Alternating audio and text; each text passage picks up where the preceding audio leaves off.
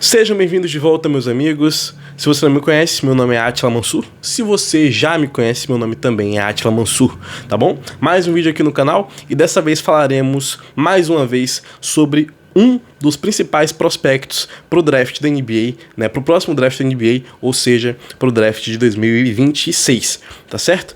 Dessa vez falaremos sobre Michael Brown Jr., um dos meus armadores favoritos desse último draft, não só desse último draft, na realidade, dos últimos drafts em geral. Um armador que me chama muita atenção, não é de hoje, já tem alguns meses que eu venho comentando a respeito desse menino, antes da Copa do Mundo Sub-19, né, que teve há alguns meses atrás, e ele chama muita atenção lá também. Vou até deixar um print aqui, vou ver se eu acho um print do nosso comentário lá na Rooks, né? Se você não segue a Rooks Brasil lá no Twitter, siga, estamos por lá também, fazendo comentários, análises, passando as nossas visões sobre a NBA e prospectos por lá também, tá bom? O print deve estar por aqui em algum momento, acho que deve ter aparecido, tá certo? Mas falaremos hoje sobre Michael Brown Jr., já falamos sobre Darian Peterson, sobre Cameron Boozer, sobre AJ Dybantsa, sobre os três, né? Agora falaremos sobre o Michael e vamos começar com um tópico que pra mim ele é, se não for o melhor do draft, um dos melhores, tá? Mas eu já adianto que na minha visão ele é o melhor do draft no quesito playmaking. Playmaking, para quem não sabe, eu já comentei aqui a diferença, né? Brevemente, o que é ser um playmaker, o que é playmaking é a habilidade e a capacidade de criar jogadas, criar cestas, arremessos para o seu time, né, para os seus companheiros ao redor. Então você é um cara que tá com a bola, um cara que não, às vezes não tá, às vezes até sem a bola, tá? Acontece também. Mas majoritariamente, com a bola, você consegue criar cestas, vantagens para o seu time. Então vamos dar um exemplo de grandes playmakers aí: Chris Paul, LeBron James, Luka Doncic, Giannis Antetokounmpo, mas quem? Cara, enfim, a gente vai pegar a lista aí dos armadores da NBA, principalmente os armadores, né? Normalmente são os principais playmakers, mas não é uma regra.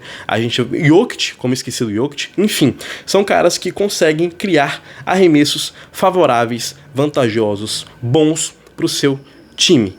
Então, um cara que não joga pra si. Resumidamente, ele não joga só pra si, ele não é um cara que tem um jogo tão individual, um jogo mais coletivo. Isso é playmaker, isso é um playmaker, isso é a capacidade de um playmaking bacana. E o Michael Brown Jr. é simplesmente fantástico nesse quesito, né? Feita essa explicação que eu penso que a gente deve fazer quando a gente consegue, o Michael é simplesmente fantástico nesse quesito.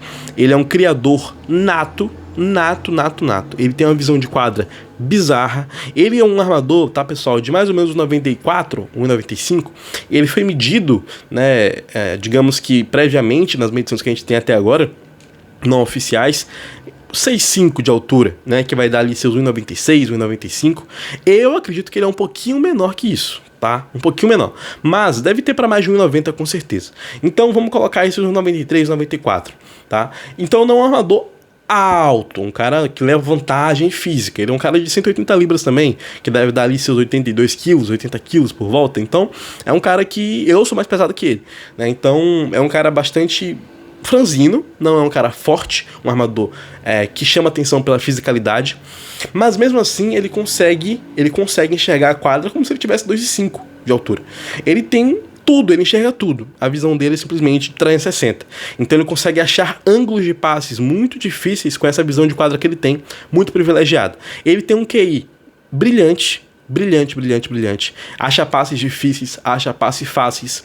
Consegue executar leituras tranquilas, que são leituras que acontecem na maior parte do jogo e que o armador, o playmaker, enfim, quem é, né, esse cara que tem uma responsabilidade ofensiva maior, precisa fazer. Ele executa muito fácil, mas também consegue executar leituras difíceis, ou seja, passes mais complicados, passes em janelas mais curtas que poucos jogadores conseguem encaixar. Então, assim, ele é simplesmente fantástico, trabalhando em pick and roll, né, que é aquela jogada em que o cara que tá com a bola recebe um bloqueio, né, na bola, então ele sai de um bloqueio e encontra provavelmente um marcador ali na frente, mas tem essa jogada, né, de 1-2, o bloqueio, o pick and roll, o corta-luz, como a gente quiser chamar. Ele é muito bom trabalhando assim, consegue trabalhar com o pivô, consegue encontrar passes pro perímetro. Ele é simplesmente fantástico, o melhor do draft, na minha opinião, nesse aspecto, tá bom? Então, pra mim, é o ponto mais alto do jogo dele. Mas, em seguida, um ponto que também é altíssimo nessa batalha de onde ele é melhor, é certamente seu arremesso. O arremesso de fora dele é um absurdo. E em quais situações, Átila? Porque existem situações em que o cara arremessa. Não existe só um tipo de arremesso, existem vários.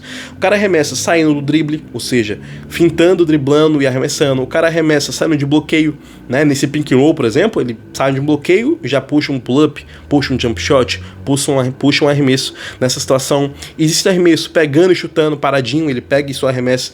Arremesso em movimento, então ele tá sem a bola, se movimenta pela quadra. O Curry faz muito isso, né? O melhor da história fazendo isso. Klay Thompson, enfim. Se movimenta, pega a bola e arremessa. Ele é muito bom fazendo isso. Ele é bom o Michael Brown Jr. é bom em todo tipo de arremesso. Todo tipo. No perímetro ele é simplesmente um absurdo. Pega e chuta com uma facilidade bizarra. Ele tira pull-ups, né? Esses arremessos saindo do drible facilmente. Ele é muito eficiente. Ele é muito versátil. Ele arremessa com volume. Então ele não é um armador que vai arremessar 3 bolas de 3 por jogo. 2. Ele vai arremessar 5, 6, 7.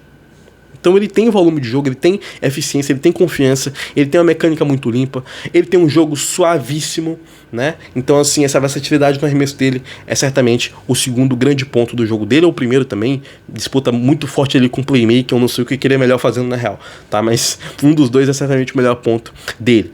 Apesar dele ser muito bom infiltrando, arremessando, apesar dele não ser um armador físico, ele tem uma capacidade bacana de chegar até o aro. E quando eu digo chegar até o aro, quer dizer, com certa frequência ele consegue povoar o garrafão, ele consegue pisar na área restrita, pisar naquela área pintada, naquele garrafão bem próximo à cesta. Por que isso é importante? Porque o garrafão é simplesmente a área mais eficiente do jogo. Vocês concordam comigo? Que é mais eficiente um arremesso, em geral, embaixo da cesta, perto da cesta, do que um arremesso a 15 metros da cesta, a 20 metros da cesta. Então, é mais provável que alguém acerte o arremesso ali do que longe, certo? Perfeito. Então, é importante que o jogador chegue lá com frequência. E ele chega. Apesar de ser um armador de 1,90 e pouco, um corpo franzino, não muito atlético, não muito explosivo, ele chega lá. Ele chega por conta própria, no drible, ele consegue finalizar com contato, ele chega também saindo do bloqueio, né, recebendo esse bloqueio, ele consegue atacar o garrafão e fazer suas bandejas. Então, assim, é o melhor finalizador do mundo? Não. Não espere isso. Não espere um finalizador de força, um cara atlético, um cara explosivo. Não é esse tipo de jogo dele. Mas, apesar dele ser muito bom nas outras coisas, que aparentemente dão a entender que ele não é tão bom infiltrando, ele também consegue chegar lá, ele também consegue infiltrar. Não tão bem quanto arremessa, não tão bem quanto, né? Mas consegue, e isso é importante, ok? É importante até para facilitar a valência que a gente falou dele do playmaking, a criação de jogadas, porque quando ele ataca o garrafão, pisa na área pintada, a defesa tende a se fechar, tende a chamar atenção para aquela área da quadra e abrir um pouco mais de espaço no perímetro. E assim ele encontra passes e mais passes para o perímetro e coloca seus companheiros em boas situações de arremesso de 3 pontos. Então, é bom de muitos e muitos jeitos. Fora isso, pessoal, para a gente falar agora um pouco mais de questões, né, que talvez não seja tão bom assim, talvez ele não seja... Essa questão do atleticismo, né? Ele não é atlético, ele não é um cara explosivo, ele não é um cara que vai chamar a atenção dele pela fisicalidade. Isso é bom? Não. Isso é fundamental? Também não. Mas é bom que o cara tenha, claro. É sempre melhor que você tenha mais habilidades do que menos, né? Mas não é como se isso fosse um problemão pro jogo dele. Tá? Não é como se fosse um problemaço, ok? Então, ele tem o molho. Sabe quando você olha o jogador, ele tem o molho? Ele tem aquela coisa que chama atenção, que é diferente, que talvez a gente não consiga explicar com palavra, com termos, mas ele tem, tá ali. Você vê, você sente, ele gosta, e ele é eficiente, cara, ele é muito eficiente. Ele é muito eficiente, ele é muito comportado, muito disciplinado, ele é muito pleno em quadra. Ele joga plenamente. Raramente você vai ver ele confuso, sem saber o que fazer. Ele toma boas decisões atrás de boas decisões. E isso é o que você quer ver de um armador tão jovem quanto ele, que tem 19 anos, vai fazer 19 anos na realidade. Não, vai fazer 20 anos, já tem 19, vai fazer 20 anos em abril do ano que vem. Então ele vai ser draftado ali com seus 20 aninhos e alguns poucos meses. Então, esse é Michael Brown Jr., pra mim, o melhor armador puro, né? Armador puro. Pra mim, ele é o melhor da classe. tá bom? Número 3 na minha board. Diga aí o que vocês acharam e até a próxima.